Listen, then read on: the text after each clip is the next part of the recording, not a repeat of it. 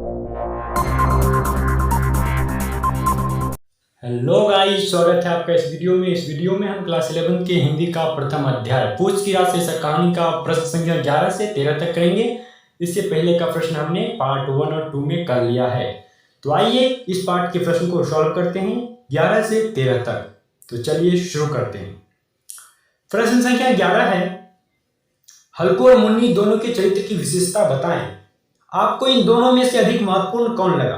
तो इसका आंसर हो जाएगा हल्कू और मुन्नी प्रेमचंद विरचित कथा पूछ की रात शीर्षक पाठ के दो प्रमुख पात्र हैं। इन दोनों ही पात्रों में समानता कम और भिन्नता अधिक है। हल्कू खेती को सामाजिक प्रतिष्ठा के लिए जरूरी मानता है। वह अन्य भारतीय किसानों की तरह समझौतावादी भी है, जो परिस्थितियों से हमेशा समझौता करता है। उसे कर्मों से अधिक अपने भाग्य पे भरोसा है, इसलिए वह अपने कष्टों को विधि का विधान मानकर उसे चुपचाप सहता रहता है। जबकि मुन्नी का स्वभाव हल्कू के स्वभाव का उल्टा है। वह एक विद्रोही स्वभाव की महिला है, जो परिस्थितियों से समझौता करने के बजाय परिस्थितियों से जूझना चाहती है। मतलब वह अपने कर्मों से परिस्थितियों का निर्माण करना चाहती है।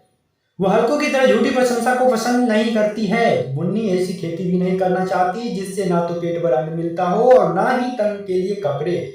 वह भाग्य से अधिक यथार्थ में विश्वास करती है। इस तरह कथा के दोनों पात्रों की अपनी अपनी खासियत है, लेकिन मुन्नी का आलोचनात्मक दृष्टिकोण थोड़ा सा अधिक उपयुक्त प्रतीत होता है। इसका आंसर हो गया।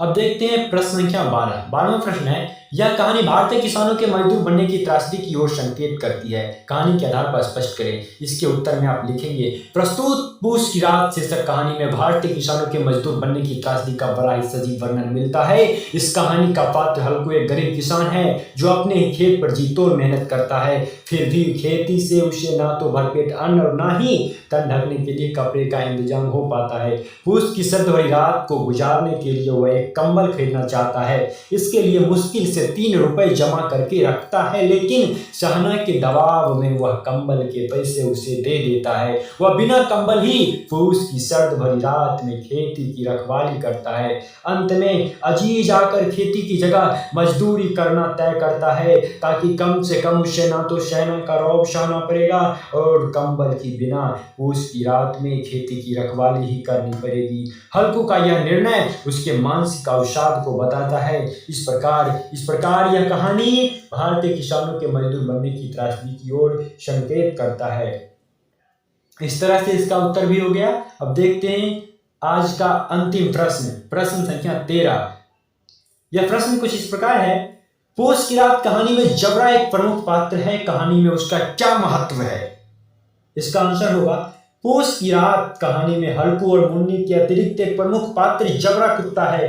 एक मानवतर पात्र है। वह हल्कू के परिवार की तरह है। उन दोनों के बीच आत्मीय संबंध है। रात में जब हल्कू खेती की रखवाली करने अकेले जाता है, तब कुत्ता भी उसके सच्चे साथी की तरह उसके साथ होता है। इस कहानी में हल्कू और मुन्नी के बाद जबरा ही तीसरा महत्वपूर्ण पात्र है, जिसके माध्यम से लेखक को हल्कू के चरित्र को उभारने में मदद मिलती है।